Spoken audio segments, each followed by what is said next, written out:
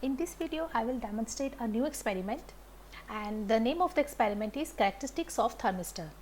So, to perform this experiment, we will go to the page of Amrita's Vidya Vishwapeetham, where we have this list of experiments. So, now again here there is a list of experiments. I will click on characteristics of thermistor. So, now you can see again there are different tabs. One is for the theory. So, where all the theory related to this experiment is given, and the theory is very well written, like with the proper diagrams, the formulas, how you got the formula, everything is given here. The graphs which you will obtain, they are also mentioned here. So, I will recommend you, before starting the simulation, first you do read the theory, because there is no point of performing an experiment without knowing the concepts and knowing the theory of the experiment. So, I will give you a brief introduction. So, thermistor, as the name suggests, it is made up of two words, thermal and resistor. So, they are the one in which the resistance is very much dependent on the temperature, and thermistors are usually of two types. Here also, like they have mentioned, one is positive temperature coefficient and the other is negative temperature coefficient. Positive temperature coefficient are the one in which resistance increases with an increase in temperature, and negative temperature coefficients are the one in which the resistance decreases when you increase the temperature.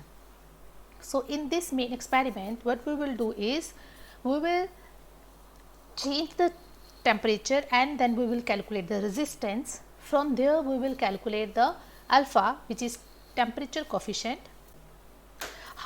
What is the value of alpha you are getting, whether the thermistor for which you are performing the experiment, it is positive temperature coefficient or negative temperature coefficient. So, now this is the procedure tab. Again here two type of procedures are given, one for the real lab and the other one is for the simulation. So, right now we will deal with this simulation procedure, and this table is also given here. So, before performing the experiment, I will recommend you to draw this table in your lab record or in your notebook, so that it will be easy for you to note down the readings. So, now we will go to the simulation process. Okay, so this is this is the experimental setup. So, I will click on the circuit diagram. So, now as you can see the circuit diagram here, so we will make the connections according to this. So, this is the battery and this is your ammeter which will read the current, and this is your thermometer. So, now here the positive of the battery is connected to positive of the ammeter. So, we will click here and the wire will pop up and we will connect this wire like this. So, if you are making a wrong connection, the wire will automatically not be connected. For example, if I connect it to this one, see, no connection will be made. Okay. So, now the negative of ammeter is connected to the resistor. So, I will take from here and I will connect it here, and the other side of the resistor, like this point, it is connected to negative of the battery. So, I will connect it like this. Okay. So, this is done, and the last step for the connection is I will connect this thermometer to my sensor. Okay. So, now we are done with the connections. So, now we will set the parameters. So, here 4 thermistors are given. I will go with the first one, and this is the temperature range from 25 degrees Celsius to 100. So, it means you can vary the temperature between this limit. And then this is the voltage tab, and voltage throughout your experiment will be kept constant. So, whatever the voltage you will select in the beginning, that will be fixed. So, okay, I will choose it to be kept at 0.1, and so I have set all the parameters.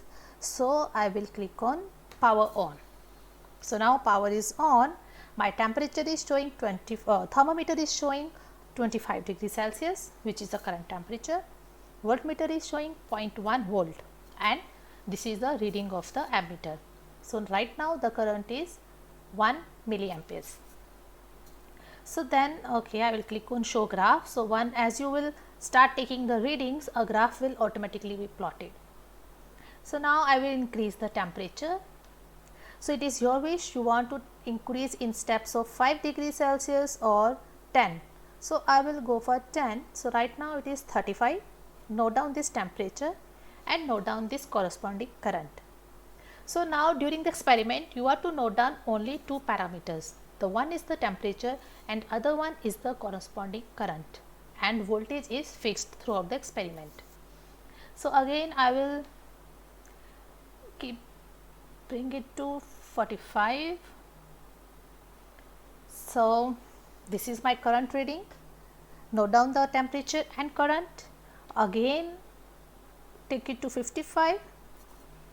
Okay, it's 54. Right. Okay, let it be 54. So, like this you can increase it up to 100. You can note down all the readings, and this is how the graph will be plotted. Okay, so by now if you have written all the values, what you have to do is you will enter all the values in the table which you have plotted in the beginning, or otherwise you can put your values here also. The benefit of this table is that all the formulas are inbuilt. Only if you will put the values, it will be automatically calculated. For example, I will put the temperature as 25. Now it has changed to this. Current was 1. Automatically resistance will be calculated. Now my second temperature was 35. So now resistance and all other things will be calculated automatically. So I have substituted the values. So this is resistance and all other parameters are calculated automatically. So like this you can enter all the values, and yet you can see here in the table. So one we are using is 1 by T naught, and similarly in resistance we are using R naught. So what is this T naught and R naught? So T naught is your reference temperature, or like the initial temperature. So you started from 25 degrees Celsius. So that 25 will be your T naught, and at T naught your current was 1. So that is your current. From that current and voltage you can calculate R, and that will be your R naught. And then for all the other corresponding temperatures, they will be T, and whatever the resistance you will calculate, that will be your R. So like this you will calculate, and you can see here this is alpha, which is your temperature coefficient, and the negative value shows that this thermistor, the thermistor 1 which we have selected, it is your negative temperature coefficient resistor. So I hope this is helpful to you, and now you can start performing the experiment. So keep experimenting. See you next time.